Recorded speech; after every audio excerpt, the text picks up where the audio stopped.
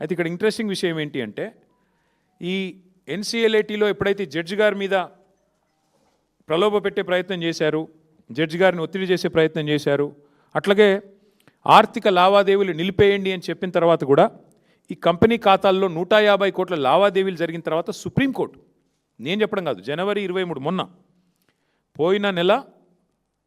పోయిన వారం జనవరి 23 నాడు సుప్రీంకోర్టు రాష్ట్ర ప్రభుత్వానికి కేంద్ర ప్రభుత్వానికి ఆదేశం ఇచ్చింది. మీరు ఎట్లా ఈ దివాలా తీసిన కంపెనీకి మీరు ఎందుకు ఇస్తున్నారు వర్కులు?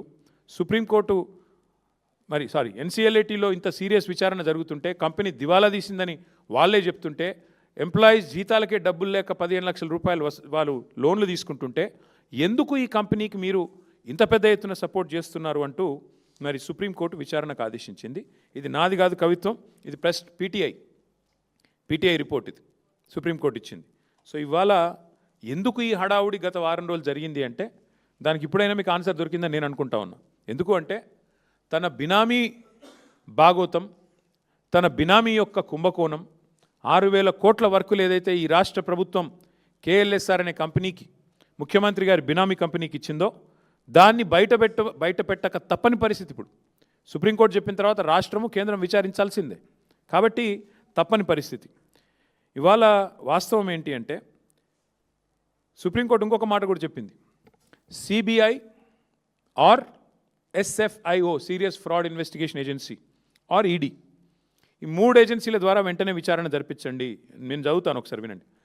The supreme court on January 23rd sought responses of the Center, Telangana, CBI, ED and SFIO on a plea seeking an independent probe into multi-crore corporate fraud involving alleged collusion of state authorities and a high-ranking member of the judiciary.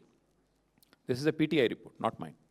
So point ఏంటంటే ఈ ఫ్రాడును, ఈ బినామీ భాగోతాన్ని దాచడానికే గత వారం 10 రోజులు నానా తంటాలు పడి పాపం మిమ్మల్ని ఇబ్బంది పెట్టి మీరు రోడ్ల మీదకి వచ్చి మా నాయకులు, మా కార్యకర్తలు ఇబ్బంది పడి ఏం జరిగిందయ్యా ఇందులో అంటే ఇగో అసలు విషయం, ఈ దొంగని, ఆ కుర్చీలో కూర్చున్న దొంగని ఇద్దరు పరస్పరం తమ బినామీ భాగోతం బయటికి రాకుండా ఉండడం కోసమే దావోస్ నుంచి ఆదేశాలు ఇచ్చి మరి ఈ డ్రామా నడిపారు.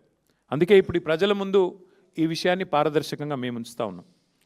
ఈ దివాలా తీసిన కంపెనీకి 6,000 కోట్లు తెలంగాణలో వర్కులు ఎందుకు ఇచ్చారు, ఏ బేసిస్లో ఇచ్చారు, సూటిగా మేము అడుగుతా ఉన్నాం. వెంటనే ప్రభుత్వం సమాధానం చెప్పాలని చెప్పి కూడా డిమాండ్ చేస్తూ ఉన్నాం. అట్లాగే కోర్టు, సుప్రీంకోర్టు ఏదో ఆషామాషి కోర్టు కాదు, సిబిఐ దర్యాప్తుకు ఆదేశించిన, ఎన్సీఎల్ఏటీ లావాదేవీలు నిలిపేయాలని ఆదేశించిన 1,000 కోట్ల కొత్త కాంట్రాక్టులు ఎందుకు ఇచ్చారు, ఎలా ఇచ్చారు, దీనికి సమాధానం ఎవరు చెప్తారు ఈ గవర్నమెంట్లో చెప్పాలని చెప్పి కూడా మేము డిమాండ్ చేస్తూ ఉన్నాం. అసలు వాస్తవం ఏంటంటే ముఖ్యమంత్రి గారు చెప్పాలా, ఎందుకంటే ఆయన డిపార్ట్మెంట్లు ఇవన్నీ, ఆయన కాన్స్టిట్యున్సీలో ఆయన డిపార్ట్మెంట్లో ఇన్ని 1,000 కోట్ల టెండర్లు. ఈ సంస్థ మీద రేవంత్ రెడ్డి గారు నిజంగానే ఆయన బినామీ కాకపోతే దివాలా తీసిన కంపెనీ మీద ఎంత ఆసక్తి ఎందుకు ఆయనకి? కమిషన్ల కోసమా, పార్ట్నర్షిప్పా, ఏంటిది? అక్రమ సంపాదన మరి అందులోకి తోయడానికా? ఎక్కడెక్కడో కాదు కదా, ఆయన సొంత కాన్స్టిట్యున్సీలో కాలేజీల నిర్మాణం, స్కూళ్ళ నిర్మాణం, కోదాడలో లిఫ్ట్ ఇరిగేషను, తర్వాత తాగునీటి ప్రాజెక్టులు, రోడ్లు, ఒకటి కాదు 6,000 కోట్లు. అదేవిధంగా కంపెనీ ఓపెన్గా వెబ్సైట్లోనే చెప్తోంది కదా, మాకు ఇగో ఇన్ని వర్క్లు వచ్చినాయని. ఇది కూడా చూడండి, ఇగో మీరు షాద్ నగర్ టు పరిగి రోడ్, ఇది కొడంగల్ కాన్స్టిట్యున్సీ, దీనికి 185 కోట్లు, దీనికి కూడా వారికే డబ్బులు ఇచ్చారు. ఇంకా చాలా ఉన్నాయి అట్లా చెప్తే, ఇంకేమున్నాయి? ఇగో ఇది కూడా ఇంకోటి రోడ్డు, దాదాపు 116 కోట్లు, ఇంకొక రోడ్డు, ఇట్లా చాలా ఉన్నాయి, కావాలంటే మీకు అంతా ఇస్తాం మీకు. అంటే ఇక్కడ అన్నిటికన్నా ముఖ్యమైన ప్రశ్న, మరి దివాలా తీసిన ఈ కంపెనీ బ్యాంక్ గ్యారంటీలు ఎడికెళ్ళి ఇచ్చింది? ప్రభుత్వం బయట పెట్టాలి, ఇప్పుడు చెప్పాలా ఏ రకంగా ఈ కంపెనీ బ్యాంక్ గ్యారంటీలు పెట్టింది, ఎక్కడి నుంచి తెచ్చి పెట్టింది?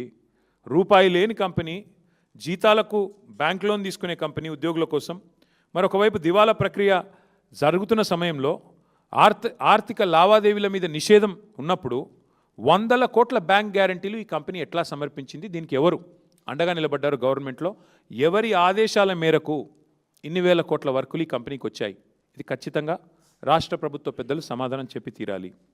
ఇంకొక మాట కూడా నేను ఈ సందర్భంగా చెప్పాలి, ఇన్ని కాంట్రాక్ట్లు, బ్యాంక్ గ్యారంటీలు, ఖాతాల్లో 100 కోట్లు మరి ఎక్కడి నుంచి ఇలాంటి కంపెనీకి వస్తాయి, ఎలా వచ్చాయి? ఇది కూడా, దీని మీద కూడా ఆరా తీయాల్సిందే. సుప్రీంకోర్టు చెప్పినట్టు ఖచ్చితంగా సీరియస్ ఫ్రాడ్ ఇన్వెస్టిగేషన్ ఏజెన్సీ కానీ సిబిఐ కానీ ఈడీ కానీ ఈ విషయంలో వెంటనే రంగంలో దిగాలని చెప్పి కూడా మేము డిమాండ్ చేస్తూ ఉన్నాం. ఎందుకంటే ఇదేదో రేవంత్ రెడ్డి గారి సొంత వ్యవహారం కాదు, 6,000 కోట్ల ప్రజాధనానికి సంబంధించిన వ్యవహారం ఇది.